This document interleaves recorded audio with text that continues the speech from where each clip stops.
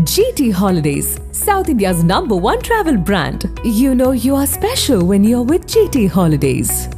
Super Saravana ஸ்டோர்ஸ்ல December 16 இருந்து ஜனவரி 15 வரைக்கும் ஒவ்வொரு பிரான்ச்லயும் ஒரு கஸ்டமருக்கு ₹1,00,000 மதிப்பு உள்ள தங்க நகை பண்டிகை பரிசு.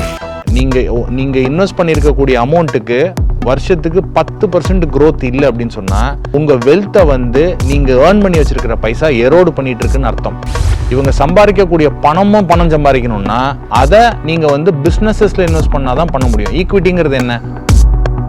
நீங்க ஈக்விட்டி ரிலேட்டட் இன்வெஸ்ட்மெண்ட்ல வரீங்க, மியூச்சுவல் ஃபண்ட்லயே வர்றீங்க அப்படின்னு சொன்னா குறைஞ்சபட்சம் 3 to 5 வருஷம் உங்க பணம் நீங்க தொடாம இருந்தீங்கன்னா மட்டும் வாங்க. உங்களுக்கு இந்த பணம் 5-6 மாசத்துலயே வேணும், 1 வருஷத்துலயே வேணும் அப்படின்னு சொன்னா நீங்க மியூச்சுவல் ஃபண்டுக்கு அந்த பணத்தை கொண்டு வராதீங்க. ஓகே சார், 2026 எந்த முதலீடு அவர் ஒரு நியூ இன்வெஸ்டரோ எக்ஸிஸ்டிங் இன்வெஸ்டரோ புதுசாக இருக்கிற எந்த இன்வெஸ்ட்மெண்ட்டுக்குள்ள போகலாம்? நீங்கள் ஈக்விட்டி பேஸ் சொன்னீங்க, அதில் இப்போ ஸ்டாக் மார்க்கெட் நோக்கி போகலாமா? இல்லை சேஃப் ரூட்டு உங்களுக்கு ஒரு 12-13% ரிட்டர்ன் நீங்கள் ஆனுவலிஸ்டாக ஜென்ரேட் பண்ணலாம். ஒரு பேங்க் எஃப்டியோட 4-5% அதிகமாக ரிட்டர்ன் ஜென்ரேட் பண்ணக்கூடிய ஒரு இன்ஸ்ட்ருமெண்ட்டில் மியூச்சுவல் ஃபண்டை நம்ம வச்சுக்க முடியும். ஸோ அதனால மியூச்சுவல் ஃபண்ட் ஒரு சேஃப் ரூட். ப்ராடாக 4 அசெட் கிளாஸில் இன்வெஸ்ட் பண்ணலாம் நம்ம. FD, real estate, gold, equity. இந்த 4ல் எது 2026க்கு ஃபேவரபிள் அப்படின்னு கேட்டோம்னா, உங்கள்கிட்ட 10,000 பணம் இருக்கு, அதை நீங்க மியூச்சுவல் ஃபண்ட்ல கொடுக்கறதுக்கு பதிலாக ஒரே ஸ்டாக்லயோ இல்லை 2 ஸ்டாக்லயோ நீங்க போட்டீங்கன்னா உங்களுடைய 10,000 பணம் அந்த ஒரு ஸ்டாக்கோ 2 ஸ்டாக்கோல தான் இன்வெஸ்ட் ஆயிருக்கும். அதே 10,000 நீங்க மியூச்சுவல் ஃபண்ட்ல கொடுத்தீங்கன்னா அது ஒரு 40-50 கம்பெனில டைவர்சிஃபை ஆயிருக்கும். அந்த கான்சென்ட்ரேஷன் ரிஸ்கை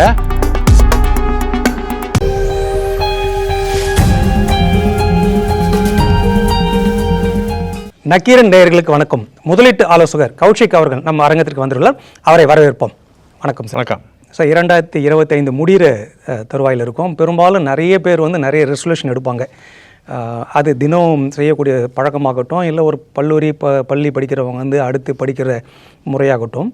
ஆனால் பெரும்பாலும் எந்த ரெசல்யூஷன் பக்கம் போக மாட்டாங்க, சிந்தனை இருக்க மாட்டோம்னா எவ்வளோ பணத்தை அடுத்த வருஷம் சேர்க்கலாம், எவ்வளோ முதலீடு பண்ணலாம், அது எந்தெந்த வழியில் முதலீடு பண்ணலாம், நம்மளுடைய சேவிங்ஸ் ரேட் பர்சன்டேஜ் எவ்வளோ உயர்த்தலான்றது பெரும்பாலும் அதை பற்றி 1% இல்லை 2% குடும்பங்கள் அதை சிந்திக்கலாம். பெரும்பாலும் அந்த எண்ணத்துக்குள்ள இல்லை. இப்போ நம்ம முதல்ல அது தொடங்கலாம் தான் சார் பார்க்குறேன். இப்போ 26ல் ஒரு குடும்பம் இல்லை ஒரு தனிநபர் எப்படி தன்னுடைய முதலீட்டு முறையை உருவாக்கி கொள்ளலாம், அவர் ஒரு கார்பஸை உருவாக்குறதுக்கு எந்தெந்த வழிமுறையில் சிறந்ததாக இருக்குன்னு சொல்லுங்கள் சார். ஸோ 2026 எப்படி வித்தியாசமாக இருக்க போகுது 2025 கம்பேர் பண்ணும்போதுன்னு பார்த்தீங்கன்னா, 2024 ஜூனுக்கு அப்புறமே மார்க்கெட் ஓரளவுக்கு இறங்க ஆரம்பிச்சது. ஓகே. 2025 ஃபுல்லாகவே உங்களுக்கு ஃபால் பீரியட் தான் நம்ம சொல்லணும். 86,000 சென்செக்ஸ் 2024 செப்டம்பரில் போச்சு. அதுக்கப்புறம் இந்த நவம்பரில் தான் உங்களுக்கு அந்த ப்ரீவியஸ் ஹையை கட் ஆகிட்டு இப்போ மார்க்கெட் அதே ரேஞ்சில் ஹோர் ஆகிட்டு இருக்கு.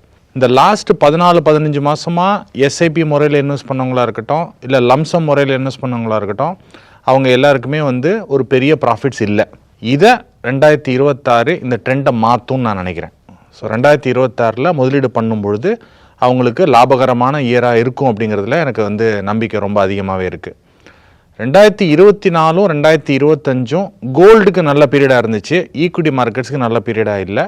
2026 ஈக்விட்டி மார்க்கெட்டில் நல்ல பீரியடாக இருக்கும். ஸோ அவங்க எப்படி நீங்கள் சொன்ன மாதிரி ஒரு நியூ இயர் ரெசல்யூஷனில் எடுத்துக்கிட்டு அவங்களுடைய சேவிங்ஸ் ரேட் இன்க்ரீஸ் பண்ணலாம், எப்படி ஒரு கார்பஸ் சேர்க்கறதுக்கான வழிவகைகள் சேர்க்கலாம் அப்படின்னு சொன்னால், இன்றைக்கி இருக்கக்கூடிய சூழ்நிலையில் எல்லாருமே செலவினங்கள் பற்றி அதிகமாக ஃபோக்கஸ் பண்ணுறாங்க. எந்த மாதிரி ஃபேன்சி ஃபோன்ஸ் நம்ம வாங்கலாம், ஃபேன்சி பைக் வாங்கலாம், ஃபேன்சி கார் வாங்கலாம். அதாவது இன்றைக்கி இஎம்ஐங்கிறது ரொம்ப ஈஸியாக எல்லாருக்குமே கிடச்சிருது. ஒரு பர்சனல் லோன் ரொம்ப ஈஸியாக கிடச்சிருது. எந்த பொருள் வாங்குறதுக்காகவும் இஎம்ஐ இருக்குது.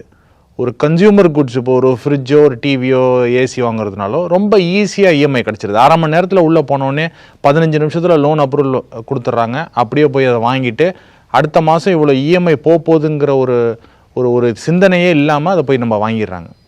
ஸோ இதை கொஞ்சம் மாற்றணும். ஃபஸ்ட்டு என்ன மாற்றம் அவங்க கொண்டு வரலாம் அப்படின்னு கேட்டிங்கன்னா, ஒரு 10,000 சம்பளம் வாங்குறோமா, அந்த 10,000 எவ்வளோ சதவீதம் நம்ம சேமிக்கிறதுக்காக நம்ம ஒதுக்கலாம். நம்ம ஐடியலாக 40% வரைக்கும் சேவிங்ஸ் இருக்கணும் அப்படின்னு நம்ம சொல்லுவோம்.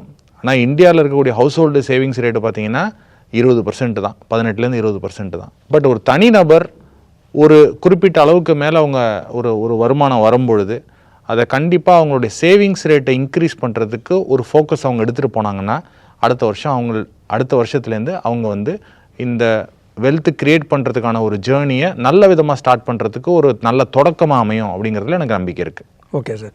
இப்போ நீங்கள் சேவிங்ஸ் ரேட் சொன்னீங்க, இந்தியாவோட சேவிங்ஸ் ரேட்டு 20% சொல்கிறீங்க. ஆனால் பெரும்பாலும் இப்போ நீங்கள் அதுக்கு தொடக்க ஒரு வார்த்தையாகவே நிறைய இஎம்ஐயில் போய் லாக் ஆகிறாங்கன்றாங்க. அந்த 20 கூட பெரும்பாலும் குடும்பங்களில் பண்ண முடியாத சூழல் தான் சார். இந்த ஆக்சுவலாக பார்த்தீங்கன்னா நிறைய பேர் நெகட்டிவ்ல இருக்காங்க. இந்த 20% சேவிங்ஸ் ரேட்டு நான் ஒட்டுமொத்த இந்தியாவுக்காக சொன்னேன். சில ஃபேமிலிஸில் நீங்கள் எடுத்துக்கிட்டிங்கன்னா அவங்க வாங்குற வருமானம் 25,000, ஆனால் அவங்களுடைய செலவினங்கள் 35,000. எப்படி அந்த 10,000 ரூபாய் பிரிட்ஜ் பண்ணுறாங்கன்னா, இந்த மாதிரி சைனீஸ் ஆப்ஸ் கொடுக்குற பர்சனல் லோனில் போய் எடுக்கிறது, இல்லை வேற ஏதாவது பர்சனல் லோனில் எடுக்கிறது, இதே மாதிரியே போயிட்டு இருக்கு அவங்களுக்கு. அவங்கெல்லாம் முதல்ல ப்ளஸுக்கு வரணும், அதுக்கப்புறம் தான் சேவிங்ஸ் ரேட்டை பற்றியே திங்க் பண்ணணும். சேவிங்ஸ் ரேட்டுக்கு வரணும். சரி சார், சேவிங்ஸ் ரேட் சொன்னீங்க. இப்போ இந்த 20ன்றது ஒரு தொடக்க சேவிங்ஸ் ரேட்டை வச்சு 40 வரைக்கும் போகலான்றீங்க. இப்போ 40 வரைக்கும் போகலாம். இப்போ 10,000 ரூபாய் ஒரு குடும்பம் ஒருத்தர் வாங்குறாருன்னா ஒரு 4,000 வரைக்கும் நீங்கள் சேவிங்ஸ் ரேட் போகலாம். அந்த ரேஞ்சு போகக்கூடிய பணத்தை எப்படிலாம் முதலீடு பண்ணலாம்? நீங்கள் 20க்கே சொல்லுங்கள், 20%. கரெக்ட். ஸோ இந்த 10,000ங்கிறது வந்து ரொம்ப குறைவான வருமானம். இன்றைக்கி வந்து ஈவன் வந்து ஒரு இந்த கிக் ஒர்க்கர்ஸ்னு சொல்லக்கூடிய ஸ்விக்கி, ஜொமேட்டோ, ஊபரில் ஓட்டக்கூடிய அந்த பீப்புளே ஒரு நாளைக்கு எப்படியும் அவங்க ஒரு 300-400 ரூபா சம்பாதிச்சிடுறாங்க. ஸோ ஒரு ஆவரேஜாக ஒரு இப்போ சிட்டியில் எடுத்துக்கிட்டோம்னா அப்படின்னா ஒரு 15-20,000ங்கிறது ஒரு குறைஞ்சபட்ச வருமானமாக இருக்குது. 10,000 ஒரு எக்ஸாம்பிளுக்காக நான் சொன்னேன். ஒரு 20,000 ரூபா நம்ம எடுத்துக்கோமே, ஒரு 20,000 ரூபா எடுத்துக்கிறோம். ஒரு 20% அவங்க எடுக்கிறாங்கன்னா ஒரு 4,000 ரூபா. அவங்களுக்குன்னு ரெண்ட் இருக்கும், இல்லை வேறு ஏதாவது இஎம்ஐஸ் இருக்கலாம், இல்லை வீட்டில் இருக்கிறவங்களுக்கு செலவு பண்ண வேண்டிய சூழ்நிலை இருக்கலாம், குழந்தைங்க இருந்தாங்கன்னா ஸ்கூல் ஃபீஸ் இருக்கும், இந்த மாதிரி பெட்ரோல் போடணும் அவங்க. ஸோ இந்த மாதிரி அவங்களுக்குன்னு ஒரு செலவினங்கள் இருக்கும். ஸோ குறைஞ்ச வருமானம் இருக்கிறவங்களால அதிகமான பர்சன்டேஜ் சேவிங்ஸில் போக முடியாது. ஸோ யார் வந்து இந்த 30-40%க்கு போகலாம் அப்படின்னு கேட்டிங்கன்னா, ஒரு 50,000 ரூபாய்க்கு மேலே இருக்கிறவங்க அந்த சேவிங்ஸ் ரேட்டை நோக்கி போக முடியும். அவங்களும் என்ன பண்ணிக்கிறாங்க, ஒன்ஸ் அவங்களுடைய வருமானம் இன்க்ரீஸ் ஆன உடனே அவங்களுடைய லைஃப் ஸ்டைலை இன்க்ரீஸ் பண்ணிக்கிறாங்க. இது வரைக்கும் வந்து ஒரு 60,000 ரூபா 70,000 ரூபா பைக்கோ இல்லை 1 லட்ச ரூபா பைக்கிலோ போயிட்டு இருந்தவங்க கொஞ்சம் சம்பளம் அதிகம் வந்தோடனே கொஞ்சம் அதிகமான காஸ்ட் கொடுத்துட்டு ஒரு பைக் வாங்கலாமான்னு நினைக்கிறாங்க, இல்லை ஒரு 5 லட்ச ரூபா கொடுத்து ஒரு கார் வாங்கலாமான்னு நினைக்கிறாங்க. ஸோ அவங்க லைஃப் ஸ்டைலை அப்கிரேட் பண்ணும்போது அவங்க கையில் அதை ஃபண்டு பண்ணுறதுக்கு பைசா கிடையாது. ஸோ அதனால இஎம்ஐயில் தள்ளப்படுறாங்க. அந்த இஎம்ஐயில் தள்ளப்படுறதுனால அவங்களுடைய சேவிங்ஸ் ரேட்டை இன்க்ரீஸ் பண்ண முடியாத நிலைக்கு அவங்க தள்ளப்பட்டுடுறாங்க. கொஞ்சம் இன்னும் வருமானம் அதிகமானோடனே சரி ஒரு வீடு வாங்கிடுவோம், இது வரைக்கும் வாடகை வீட்டில் இருக்கோம், ஒரு வீடு வாங்கிடுவோம் அப்படின்னு சொல்லிட்டு ஒரு வீடு வாங்க போகிறாங்க. 30 லட்ச ரூபாய் 40 லட்ச ரூபாய் 50 லட்ச ரூபாய் வீடு வாங்கும் பொழுது அது ஒரு 30-40,000 ரூபா அவங்களுக்கு இஎம்ஐ வந்துடுது. அந்த வீடை மட்டும் வாங்கிட்டாங்கன்னா அடுத்த 20 வருஷத்துக்கு அவங்களால எந்த சேவிங்ஸும் பண்ண முடியாது. ஸோ நீங்கள் கேட்ட கேள்விக்கு ஒரு 20,000 வாங்குற நபர் ஒரு 4,000 ரூபா சேவிங்ஸ் பண்ணுறாரு, 20% 4,000 ரூபா சேவிங்ஸ் பண்ணுறாரு அப்படின்னு சொன்னால், குறைஞ்ச ஏஜில் இருக்கும் பொழுது அவங்க வந்து ஈக்விட்டி மார்க்கெட்ஸில் அவங்க இன்வெஸ்ட் பண்ணும்போது, எஸ்ஐபி முறையில் இன்வெஸ்ட் பண்ணும்பொழுது அவங்களுக்கு அது ஒரு நீண்ட காலத்தில் அவங்க இன்வெஸ்ட் பண்ணாங்கன்னா ஒரு அதிக லாபத்தை எடுத்து கொடுக்கும். குறைஞ்ச அமௌண்ட் தான் இன்வெஸ்ட் பண்ணுறதுனால அதை கொண்டு போய் ஒரு பேங்க் எஃப்டிலையோ இல்லை பேங்க் ஆர்டிலையோ போஸ்ட் ஆஃபீஸ் ஆர்டிலையோ போடும்பொழுது 7% 6% தான் உங்களுக்கு இன்ட்ரெஸ்ட் கிடைக்குது. இப்போ இன்றைக்கி என்ன சூழ்நிலை, ஆர்பிஐ வந்து இன்ட்ரெஸ்ட் ரேட்டை கிட்டத்தட்ட 1.25% குறைச்சிட்டாங்க லாஸ்ட் ஒரு வருஷத்தில். போன 5ஆம் தேதி டிசம்பர் மீட்டிங்கில் கூட ஒரு 0.25% குறைச்சிட்டாங்க. ஸோ இந்த மாதிரி இன்ட்ரெஸ்ட் ரேட் குறைஞ்சிக்கிட்டே வரும்பொழுது அவங்க வந்து ஃபிக்ஸடான இன்கம் ரிட்டர்ன் ஜென்ரேட் பண்ணக்கூடிய ஸ்கீம்ஸில் போய் இன்வெஸ்ட் பண்ணாங்கன்னா அவங்களுடைய வருமானம் தேஞ்சிக்கிட்டு தான் வரும். ஸோ ஒரு 10% growth இல்லை, நீங்கள் இன்வெஸ்ட் பண்ணியிருக்கக்கூடிய அமௌண்ட்டுக்கு வருஷத்துக்கு 10% growth இல்லை அப்படின்னு சொன்னால் உங்கள் வெல்த்தை வந்து நீங்கள் ஏர்ன் பண்ணி வச்சிருக்கிற பைசா எரோடு பண்ணிட்டு இருக்குன்னு அர்த்தம். ஓகே 10%க்கு மேலே வந்தால் மட்டும்தான் உங்களுக்கு உங்களுடைய வெல்த்து ரியலாக க்ரோ ஆகுதுன்னு அர்த்தம். அந்த 10%க்கு மேலே க்ரோத் எங்கே பாசிபிள் அப்படின்னு சொன்னால் அது ஈக்விட்டி மார்க்கெட்ஸ்லையோ மியூச்சுவல் ஃபண்ட்ஸ்லையோ இந்த மாதிரி ஸ்கீம்ஸில் மட்டும்தான் அது பாசிபிள். நீங்கள் அதை ஃபிக்ஸட் இன்கமில் போகும்பொழுது அது பாசிபிலிட்டி கிடையாது. ஸோ கோல்டு சொல்கிறாங்க, இந்த லாஸ்ட் 2 வருஷத்தில் கோல்டோட ப்ரைஸை வச்சு நம்ம வந்து அதில் போய் நம்ம விழுந்துட முடியாது. ஏன்னா 8-10 வருஷம்லாம் கோல்டு அதே ப்ரைஸில் இருந்த பீரியட்லாமும் நம்ம பார்த்துருக்கோம். ஆமாம் சார். 30% கோல்டு விழுந்த காலத்தையும் நம்ம பார்த்துருக்கோம். ஸோ இந்த மாதிரி சைக்கிள்ஸ் பார்த்தவங்களுக்கு இது வந்து இந்த சமயத்தில் போய் கோல்டு இன்வெஸ்ட் பண்ணிட்டோம்னா அது கீழே குறைஞ்சிரும் அப்படிங்கிற ஒரு பயம் இருக்க தான் செய்யும். அதனால் கோல்டு எடுக்க வேண்டிய அவசியம் கிடையாது. மியூச்சுவல் ஃபண்டில் எஸ்ஐபியில் இன்வெஸ்ட் பண்ணாங்கன்னா இன்னைக்கு இந்தியாவிலே ட்ரெண்டிங் பார்த்தீங்கன்னா எஸ்ஐபிஸ் தான். 20 ஸ்கீம்னே நினச்சிக்கிறாங்க சார். ஸ்கீம்னே நினச்சிக்கிறாங்க, அது ஒரு இன்ஸ்ட்ருமெண்ட்னே நினச்சிக்கிறாங்க. அது ஒரு 29,400 கோடி ரூபா மாதம் இந்தியாவிலேருந்து எஸ்ஐபியில் இன்வெஸ்ட் ஆகிட்டு இருக்கு. ஸோ ஈக்விட்டி ரிலேட்டட் இன்வெஸ்ட்மெண்ட்டில் இன்வெஸ்ட் பண்ணும்பொழுது தான் அவங்களுடைய வெல்த் வந்து க்ரோ ஆகும். இல்லைன்னா அவங்க ஏர்ன் பண்ணி வச்சிருக்கிற பணம் அப்படியே இருக்கும். இவங்க சம்பாரிச்சிட்டு இருக்காங்க.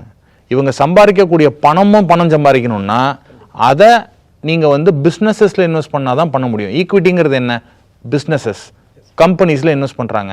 ஃபண்ட் மேனேஜர் இருக்காரு, அந்த ஃபண்ட் மேனேஜர் மேனேஜ் பண்ணி அதுலேருந்து ஒரு ரிட்டர்ன் டெரைவ் பண்ணுறாரு. ஸோ அந்த மாதிரி ஸ்கீமில் நம்ம இன்வெஸ்ட் பண்ணும்பொழுது தான் நம்மளுடைய செல்வம் க்ரோ ஆகும். இல்லைன்னா அப்படியே தான் இருக்கும். ஸோ இப்போ நீங்கள் அந்த 25,000 கோடி எஸ்ஐபியில் பர் மந்த் இந்தியாவில் போகுதுன்றீங்க.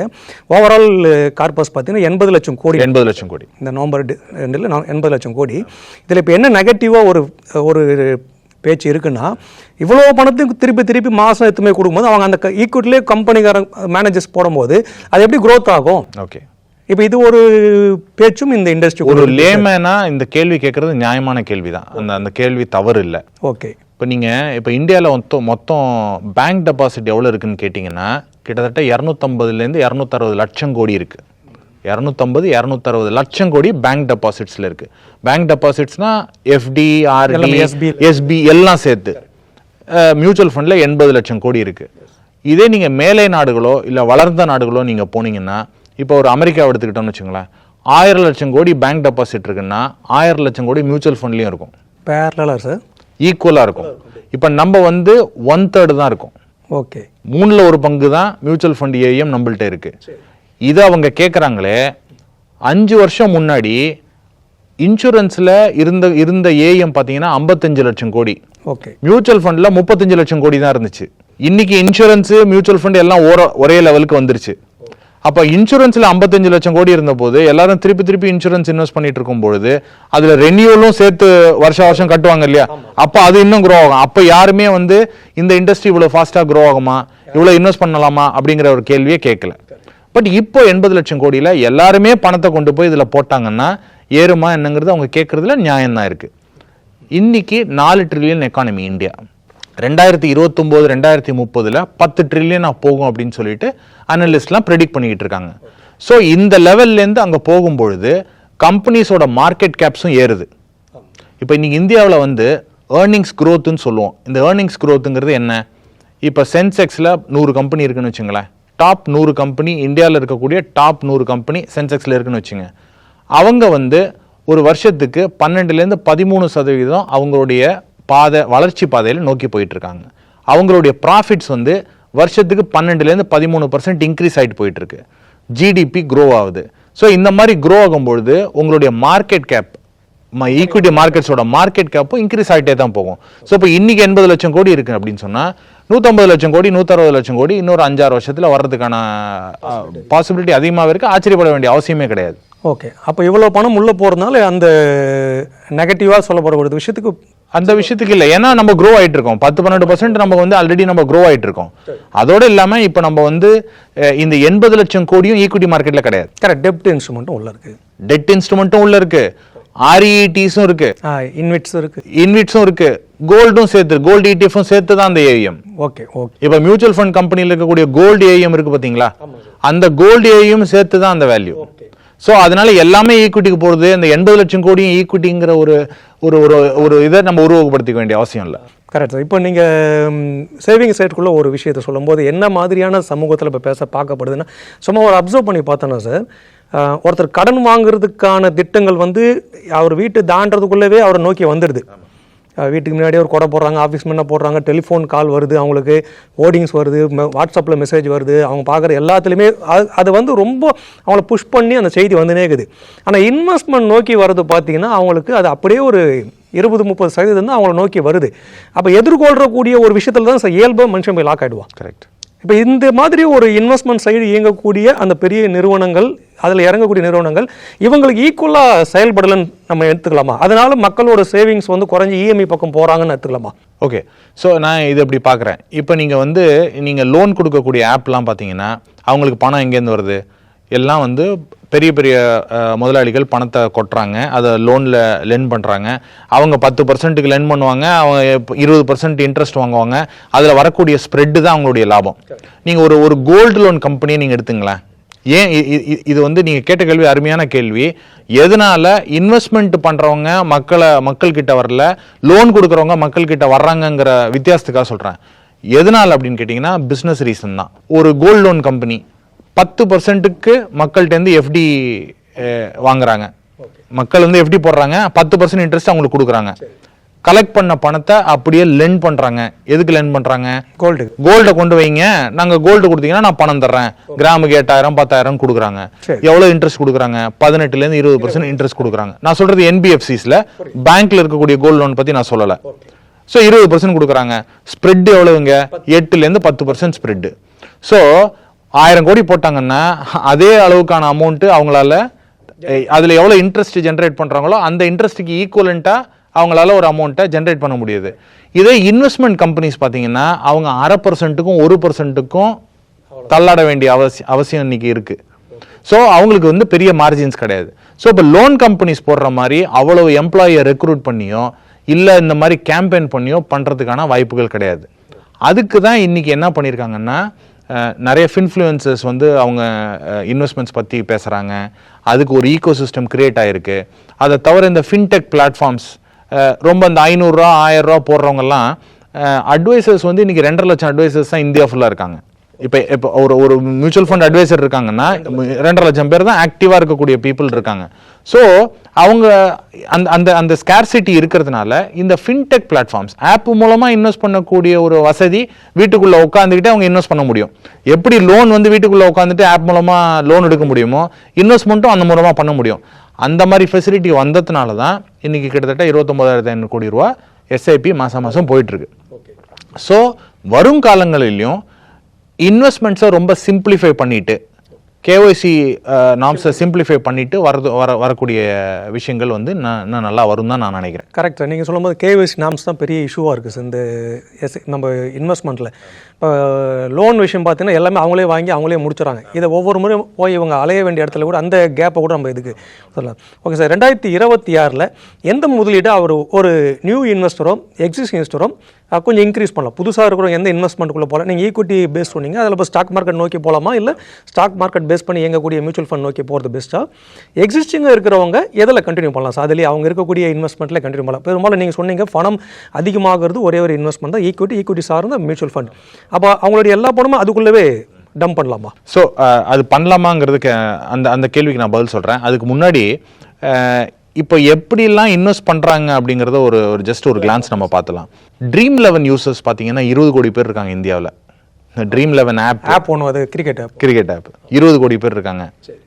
கிரிப்டோ யூஸ் பண்ணக்கூடிய ஆப், அந்த மொபைல் வாலெட்டில் மூலமாக கிரிப்டோ இன்வெஸ்ட் பண்ணுறவங்க 18 கோடி இருக்காங்க. 18 கோடி. மியூச்சுவல் ஃபண்ட் யூனிக் இன்வெஸ்டர்ஸ் பார்த்தீங்கன்னா 5.5 கோடி தான் இருக்காங்க. 5.5 கோடி. இவ்வளோ அட்வைசர்ஸ் இன்னும் 5.5 கோடி தான் இருக்காங்க. ஸோ அதனால என்ன, எல்லாருக்கும் ப்ரிஃபரன்ஸ் எங்கே இருக்குன்னா, ப்ரிஃபரன்ஸ் வந்து வெளியே இருக்கு. சேவிங்ஸோட இம்பார்ட்டன்ஸ் வந்து இன்னும் அவங்களுக்கு வந்து புரியல அப்படிங்கிறதா நம்ம அர்த்தம். ஸோ 2026 எந்த இன்ஸ்ட்ருமெண்ட்டில் இன்வெஸ்ட் பண்ணால் நல்லா இருக்கும் அப்படின்னு நீங்கள் கேட்டிங்கன்னா, ஸ்டாக்கா மியூச்சுவல் ஃபண்டா அப்படிங்கிற ஒரு ஆப்ஷன் நம்ம முன் வச்சோம் அப்படின்னு கேட்டிங்கன்னா, ஸ்டாக்கை பொறுத்த வரைக்கும் அதில் இன்வெஸ்ட் பண்ணுறதுக்கு கரெக்டான டைமிங் தேவை. இன்வெஸ்ட் பண்ணுறதுக்கு மட்டும் கரெக்டான டைமிங் தேவையில்லை, அந்த ஸ்டாக்கை எப்போ விற்கணுங்கிறதுல தான் உங்களுக்கு டைமிங் தேவை. முக்கால்வாசி பேர் ரைட்டான ப்ரைஸில் ரைட்டான ஸ்டாக்கை வாங்கிடுவாங்க, ஆனால் அவங்களால எக்ஸிட் பண்ண முடியாமல் போயிடும். சரி, இந்த பிரச்சனையை களையறதுக்கு தான் இந்த மியூச்சுவல் ஃபண்ட் ஈகோ சிஸ்டமே வந்திருக்கு. மியூச்சுவல் ஃபண்டில் இப்போ பொறுத்த வரைக்கும் நீங்களா ரிசர்ச் பண்ணி உட்காந்துட்டு டைம் உங்களுக்கு கிடையாது, அந்த நாலேஜ் அந்த அளவுக்கு உங்களை வளர்த்துக்க முடியல அப்படின்னு சொன்னால், அது ஒரு மியூச்சுவல் ஃபண்ட் மேனேஜர்கிட்ட கொடுத்தாச்சுன்னா அந்த ஃபண்ட் மேனேஜர் 30-40 ஸ்டாக்கை வாங்கிட்டு அந்த பர்டிகுலர் ஃபண்டில் எந்த ஸ்டாக்கு எப்போ விற்கணுங்கிறத அவரே ஜட்ஜ் பண்ணிவிட்டு, அவருக்கு கீழே ஒரு பெரிய ரிசர்ச் டீம் இருக்கும், ஒரு இன்வெஸ்ட்மெண்ட் கமிட்டி இருக்கும். இது எல்லாம் அவங்க டிசைட் பண்ணிவிட்டு எந்த ஸ்டாக்கை எப்போ வாங்கணும் எப்போ விற்கணுங்கிறத டிசைட் பண்ணி அது மூலமாக ஒரு ட்ரேடிங் பண்ணி ஜென்ரேட் பண்ணி கொடுக்கக்கூடிய ப்ராஃபிட் தான் மியூச்சுவல் ஃபண்டில் வரக்கூடிய நமக்கு வருமானம். ஸோ அதனால மியூச்சுவல் ஃபண்ட் ஒரு சேஃப் ரூட்டு உங்களுக்கு வந்து ஒரு 12-13% ரிட்டர்ன் நீங்கள் ஆனுவலைஸ்டாக ஜென்ரேட் பண்ணலாம். ஒரு பேங்க் எஃப்டியோட 4-5% அதிகமாக ரிட்டர்ன் ஜென்ரேட் பண்ணக்கூடிய ஒரு இன்ஸ்ட்ருமெண்ட்டில் மியூச்சுவல் ஃபண்டை நம்ம வச்சுக்க முடியும். டைரெக்டாக ஸ்டாக்கில் போகும்பொழுது நமக்கு கான்சென்ட்ரேஷன் ரிஸ்க்குன்னு சொல்லக்கூடிய அந்த ரிஸ்க் வந்து நம்மளுடைய ரிட்டர்ன்ஸை பாதிக்கும். நம்ம வாங்குகிற ஸ்டாக்கு நம்ம நேரம் சரியில்லைன்னா 50% கீழே விழுந்துருச்சுன்னா என்ன செய்ய முடியும்? அது மியூச்சுவல் ஃபண்டில் நடக்காது. ஸோ அதை அவங்க அப்பப்போ அவங்க அதை சிஸ்டத்தை மாற்றிட்டு அவங்க கொண்டு போகிறதுனால இதை பண்ணிவிடுவாங்க. ஸோ ப்ராடாக 4 அசெட் கிளாஸில் இன்வெஸ்ட் பண்ணலாம் நம்ம. FD, real estate, gold, equity. இந்த 4ல் எது 2026க்கு ஃபேவரபிள் அப்படின்னு கேட்டோம்னா ஈக்விட்டி தான். ஈக்விட்டிலையும் எந்த இன்வெஸ்ட்மெண்ட் அசெட் கிளாஸ் வந்து நல்ல இன்ஸ்ட்ருமெண்ட், எந்த இன்ஸ்ட்ருமெண்ட் நல்ல ரிட்டர்ன் ஜென்ரேட் பண்ணும் அப்படின்னு கேட்டிங்கன்னா மியூச்சுவல் ஃபண்ட்ஸ் தான். Right sir. இப்போ மியூச்சுவல் ஃபண்டு இன்வெஸ்ட் பண்ணும்போது நீங்கள் அந்த சொன்னீங்க, நம்ம இதில் கான்சன்ட்ரேஷன் வந்து அந்த அளவுக்கு வேண்டாம், ஸ்டாக்கை பண்ணுற அளவுக்கு இதில் ஃபோக்கஸ் பண்ணி நம்ம குறைவாக வச்சுக்கலாம் சொன்னால். இல்லை ஸ்டாக்ல வந்து கான்சன்ட்ரேஷன் ரிஸ்க் இருக்கு. நீங்கள் உங்கள்கிட்ட வந்து 10,000 ரூபா பணம் இருக்கு, அதை நீங்கள் மியூச்சுவல் ஃபண்டில் கொடுக்கறதுக்கு பதிலாக ஒரே ஸ்டாக்லேயோ இல்லை 2 ஸ்டாக்லேயோ நீங்கள் போட்டிங்கன்னா உங்களுடைய 10,000 ரூபா பணம் அந்த ஒரு ஸ்டாக்கோ 2 ஸ்டாக்கோல தான் இன்வெஸ்ட் ஆயிருக்கும். அதே 10,000 ரூபாய் நீங்க மியூச்சுவல் ஃபண்ட்ல கொடுத்தீங்கன்னா அது ஒரு 40-50 கம்பெனில டைவர்சிஃபை ஆயிருக்கும். அந்த கான்சென்ட்ரேஷன் ரிஸ்கை மியூச்சுவல் ஃபண்ட் நெகேட் பண்ணிடுது. அதனால தான் மியூச்சுவல் ஃபண்டை சஜஸ்ட் பண்ணுறோம். Right sir. அப்போ நம்ம ஈக்விட்டி பேஸ்ட் இருக்கிற மியூச்சுவல் ஃபண்ட் ஒருத்தர் போட்டாங்க சார். இப்போ நம்ம இன்வெஸ்ட் பண்ணிட்டு மியூச்சுவல் இன்வெஸ்ட் பண்ணணும். இப்போ என்ன பெரும்பாலும் இங்கே இந்த இண்டஸ்ட்ரியிலே சொல்லப்படுது பார்த்தா, நீங்கள் போட்டுட்டு நீங்கள் உங்கள் வேலையை பார்க்கலாம், நீங்கள் இதில் திரும்ப கவனம் வேணாம். ஆனால் இது மார்க்கெட்டை ஒட்டி தான் ட்ராவல் பண்ணுது. இப்போ அதில் இயங்கக்கூடிய ஒரு சில பேருக்கு வந்த சந்தேகம்னா, திடீர்னு இறங்குது மியூச்சுவல் ஃபண்டில், திடீர்னு இப்போ 110 ரூபா இருக்குது, 105 ரூபா வந்துடுது. அப்போ ஏன் இது இறங்குது? அப்போ நம்ம இதில் எங்கன்னா கவனம் வைக்க வேண்டியிருக்கா? அந்த 2 வருடம் பிறகு தான் பாருங்க, 5 வருஷம் பாருங்கன்றதை போய் விட்டுட்டு நம்ம ஒரு 5 மந்த்துக்கு ஒரு முறை, 3 மந்த்துக்கு ஒரு முறை அதையும் வாட்ச் பண்ணணுமா? இல்லை இதுக்கு ரிலேட்டடாக நம்ம சும்மா சென்செக்ஸ் நிஃப்டியும் வந்து டெய்லி என்ன ஆகுது, இல்லை 10 நாளைக்கு ஒரு முறை என்ன ஆகுது, அதை ஃபாலோ பண்ண வேண்டிய கட்டாயம் தேவைப்படுதா சார்? தேவையே இல்லை. நீங்கள் ஒரு ஈக்விட்டி ரிலேட்டட் இன்வெஸ்ட்மெண்ட்ஸில் வந்துட்டீங்கன்னாலே இது வாலட்டாலிட்டி இருக்கக்கூடிய ஒரு விஷயங்கிறத புரிஞ்சுக்கிட்டு தான் உள்ளே வரணும். ஸோ அட்வைசர்ஸ்லாம் என்ன கிளியராக சொல்லிடுவாங்கன்னா, நீங்கள் ஈக்விட்டி ரிலேட்டட் இன்வெஸ்ட்மெண்ட்டில் வரீங்க, மியூச்சுவல் ஃபண்ட்லேயே வர்றீங்க அப்படின்னு சொன்னால் குறைஞ்சபட்சம் 3லேருந்து 5 வருஷம் உங்கள் பணம் நீங்கள் தொடாமல் இருந்தீங்கன்னா மட்டும் வாங்க. உங்களுக்கு இந்த பணம் 5-6 மாதத்துலேயே வேணும், 1 வருஷத்துலேயே வேணும் அப்படின்னு சொன்னால் நீங்கள் மியூச்சுவல் ஃபண்டுக்கு அந்த பணத்தை கொண்டு வராதீங்க. ஈக்விட்டி மியூச்சுவல் ஃபண்டுக்கு அந்த பணத்தை கொண்டு வராதீங்க அப்படிங்கிறத ஒரு நல்ல அட்வைசராக இருந்தால் கிளியராக புரிய வச்சுருவாங்க. ஏன் அப்படின்னு கேட்டிங்கன்னா, மார்க்கெட்ஸ் வந்து ரொம்ப வாலட்டைல்.